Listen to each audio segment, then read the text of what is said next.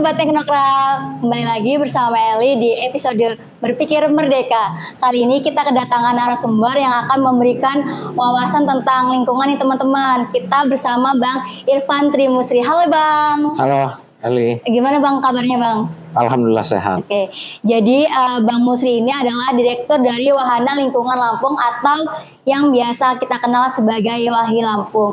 Nah, mungkin banyak teman-teman yang belum tahu nih Walhi itu apa. Boleh diceritakan Bang sedikit tentang Walhi dan apa sih program-program yang ada di Walhi? Iya, Wahana Lingkungan Hidup Indonesia atau Walhi itu secara nasional kita berdiri sejak 15 Oktober 1980 di daerah khusus Ibu Kota Jakarta gitu ya. Sampai dengan hari ini kita ada di 29 provinsi termasuk di Provinsi Lampung, dan kita Walhi Lampung sendiri berdiri sejak 15 Oktober 1996. Sampai dengan saat ini kita memiliki 15 anggota lembaga dan 1 orang anggota individu.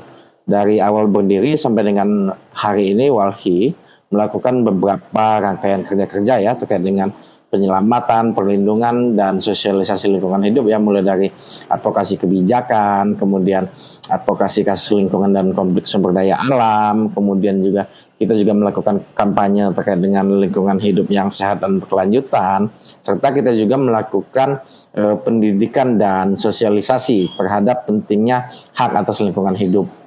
Oke. Ngomong-ngomong soal lingkungan hidup nih Bang, belakangan ini kan lagi hangat isu-isu tentang penggusuran lahan di Kota Baru Bang.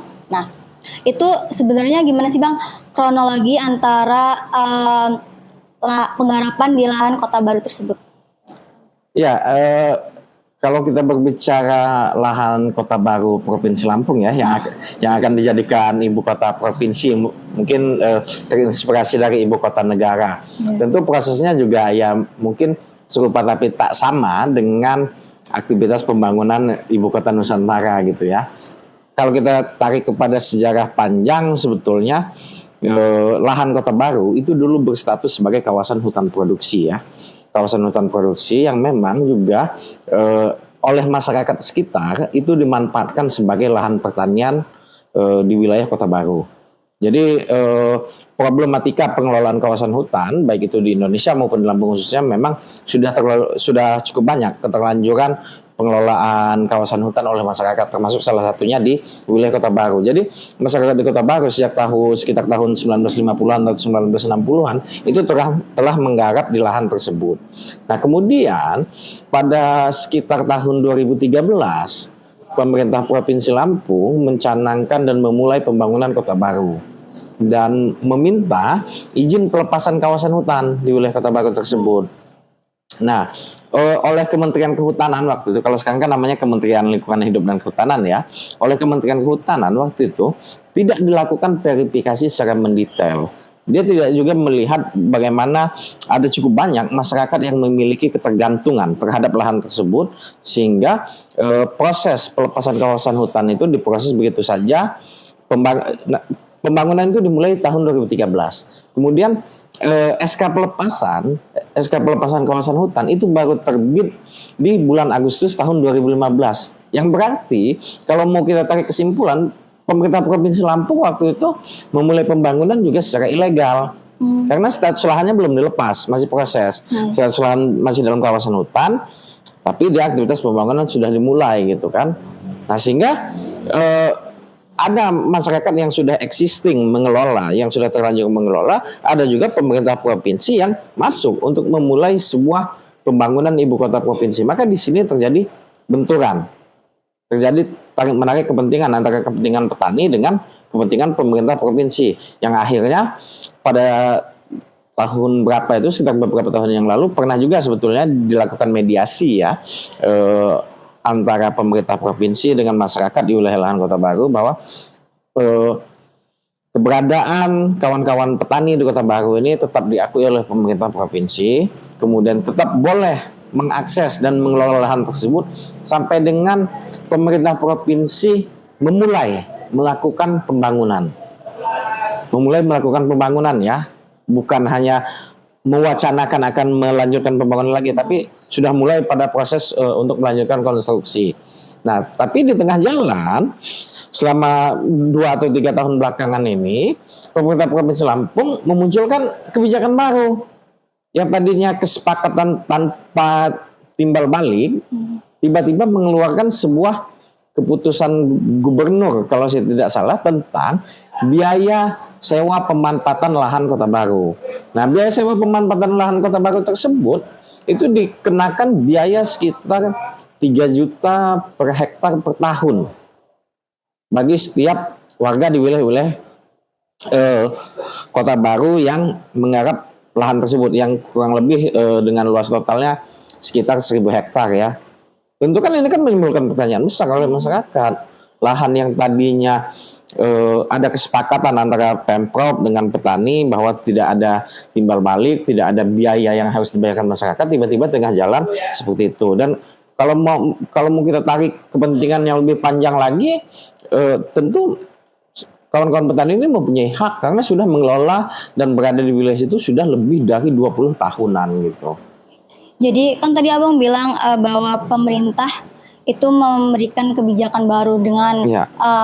warganya harus memberikan pembayaran lah ya.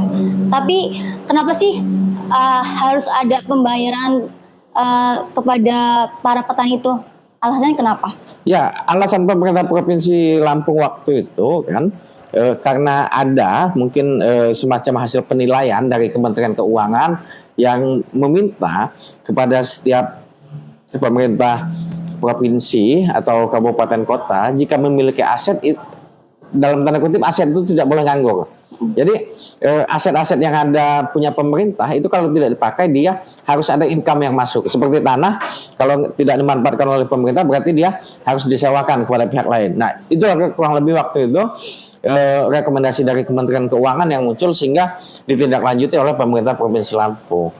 Dan yang lebih menariknya lagi hari ini kalau kita mau lihat lebih detail di lapangan ini kan ada 2 blok ya. Ada dua blok antara blok petani yang menolak untuk menerima sewa. Kemudian ada juga blok petani yang berpihak kepada pemerintah Provinsi Lampung. Nah, blok petani yang berpihak kepada pemerintah Provinsi Lampung ini dia memang ada yang membayar sewa. Tapi ada juga yang memanfaatkan lahan tersebut tapi dia tidak membayar biaya sewa. Dia hanya menggarap saja, tidak membayar biaya sewa gitu kan, dan tidak diapa-apakan oleh pemerintah. Sedangkan lahan petani yang selama ini dengan tegas menolak untuk biaya sewa lahan Kota Baru, tiba-tiba tanaman yang sudah ada dilakukan penggusuran oleh pemerintah provinsi. Tentu ini sebuah tindak pidana dan penghinaan terhadap petani. Apa maksudnya? Pemerintah Provinsi Lampung seperti ini. Kalau mau fair juga bisa diaudit, gitu kan? Semua lahan yang ada di Kota Baru itu. Kalau memang dia baik itu PAM Swakarsa ataupun Pol PP yang diterjunkan oleh pemerintah Provinsi Lampung itu clean and clear di wilayah situ, ya ayo kita cek bersama-sama gitu. Jangankan lahan yang terlantar gitu, bahkan lahan yang berada di yang mungkin bisa berfungsi sebagai pedestrian jalan atau ada di median jalan itu pun turut ditanami. Kalau dari Pemprovnya sendiri tuh ada nggak sih Bang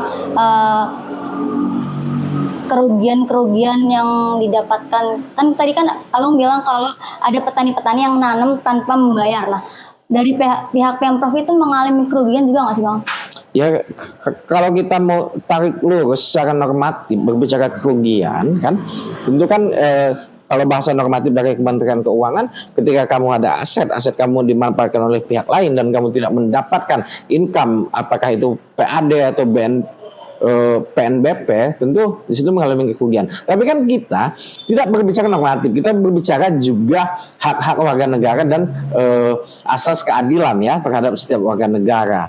Nah, kalau kita tarik lebih dalam kepada hak warga negara, asas keadilan warga negara, tentu tidak ada ruginya bagi Pemprov gitu. Secara moral itu tidak ada rugi ketika dia memberikan izin secara cuma-cuma kepada masyarakat, kepada petani di wilayah lahan Kota Baru untuk menggarap lahan Kota Baru. Dan yang lebih kejamnya lagi, pemerintah Provinsi Lampung melaporkan Mbak Tini kepada Polda Lampung atas dugaan pengancaman atas dugaan pengancaman pembunuhan gitu kan, pada saat lahannya digusur. Ya kita secara manusiawi, siapa kita yang hanya berdiam diri saja ketika melihat lahan kita, tanaman kita, sumber-sumber penghidupan kita itu diacak-acak, digusur, dihancurkan oleh orang lain. Tentu kita tidak bisa tinggal diam gitu ya. Kita secara manusiawi, secara baik itu secara sadar maupun tidak sadar, pasti ada upaya refleks yang kita lakukan. Nah, Mbak Tini waktu itu tentu dia refleks melakukan, sehingga dia menodongkan alat pertaniannya kepada si operator traktor tersebut. Nah, penodongan alat pertanian ini karena dia membawa golok ini dimunculkan isu bahwa ini memang sengaja ada dugaan perencanaan pembunuhan gitu kan. Padahal kan yang namanya petani, ya kalau dia ke kebun, salah satu alat utamanya dia selain cangkul ya golok gitu. Ya, benar. Jangan salah kalau dia petani, dia ke kebun tapi bawa laptop gitu kan, atau bawa pena seperti Pak Gubernur kita gitu, seperti anggota-anggota dewan kita yang sambil memakai pin emas ke kebun mungkin gitu kan. Nah, Walhi ini kan mendampingi Mbak Tini dalam kasusnya, Bang. Nah, ada nggak sih, Bang, keadilan yang udah didapatkan dari Mbak Tini nih?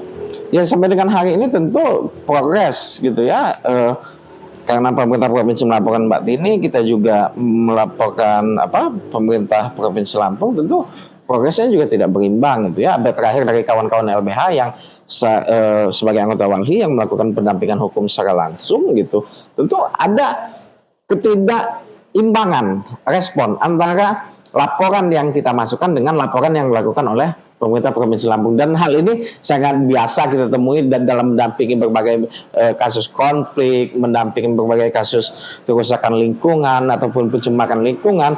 Ketika warga negara, ketika kita sebagai organisasi lingkungan yang melakukan pelaporan kepada aparat penegak hukum, itu sangat lambat di prosesnya. Bisa berbulan-bulan atau bahkan tidak ada kejelasan, tidak ada informasi, diproses enggak, dilanjutin enggak gitu. Tetapi jika sekutu mereka, dalam tanda kutip ya, kita sebut sekutu karena antara aparat penegak hukum dengan pemerintah provinsi ataupun pemerintah pusat ataupun pemerintah kabupaten kota ini kan ya satu kesatuan lah ya, bagian dari negara, ataupun yang dilakukan oleh korporasi itu sangat cepat.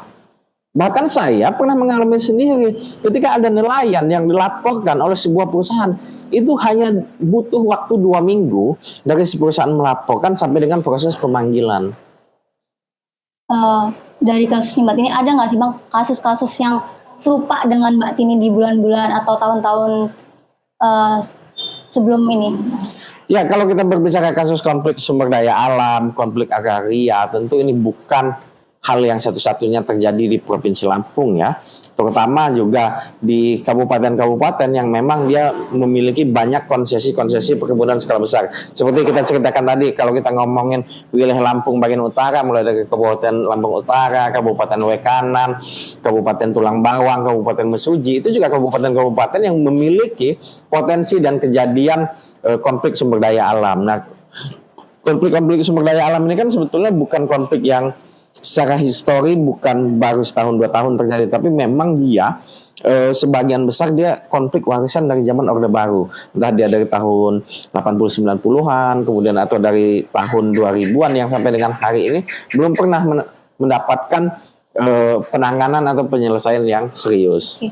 Jadi kan malah dari yang cerita Abang ini seolah-olah pemerintah itu bersekutu lah dengan pihak ini. Nah, kenapa? Apakah pemerintah ingin mengambil keuntungan dari kasus ini atau bagaimana, Bang?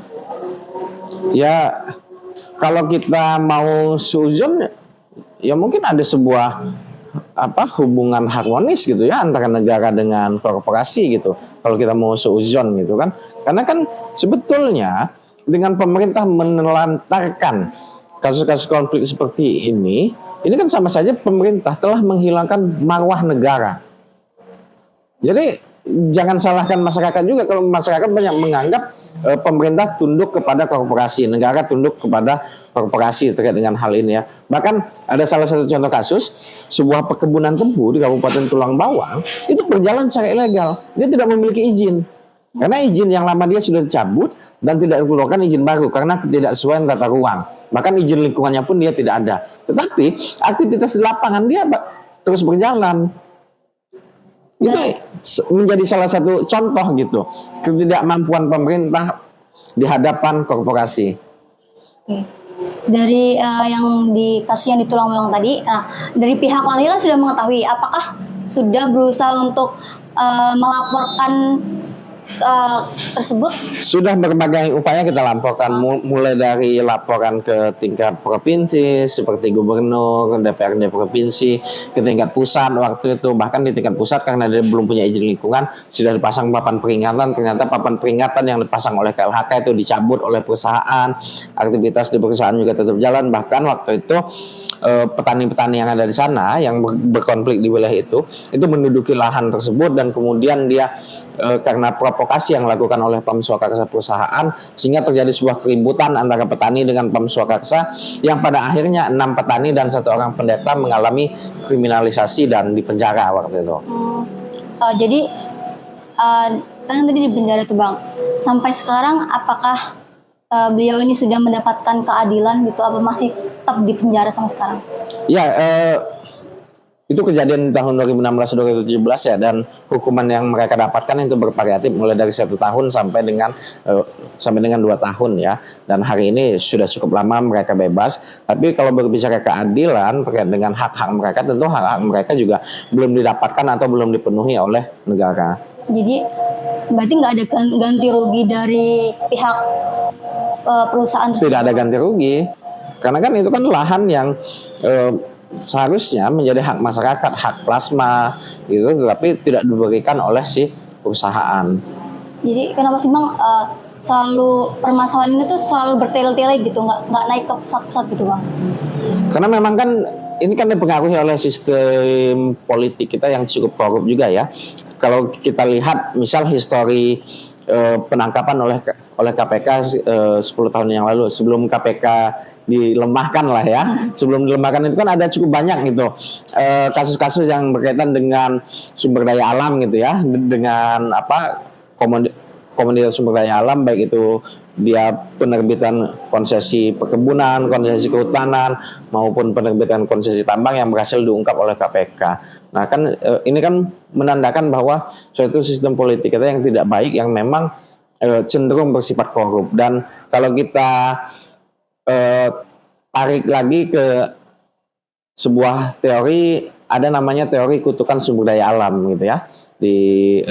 Kalau mahasiswa hukum atau mahasiswa ekonomi pembangunan mungkin pernah mendengar atau belajar terkait dengan istilah kutukan sumber daya alam itu, di mana memang di wilayah-wilayah yang kaya akan sumber daya alam itu secara ekonomi masyarakatnya tidak sejahtera dan secara tata kelola pemerintahan cenderung korup.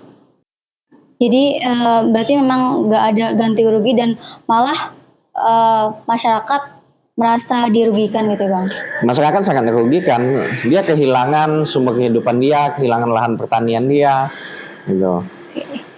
Wah seru banget ya pembahasan kita kali ini dengan Bang Irfan. Semoga para petani ini mendapatkan ganti rugi dan juga jalan tengahnya dari kasus-kasus yang ada. Nah terima kasih Bang Irfan udah datang ke Teknokra Podcast, dan Siap.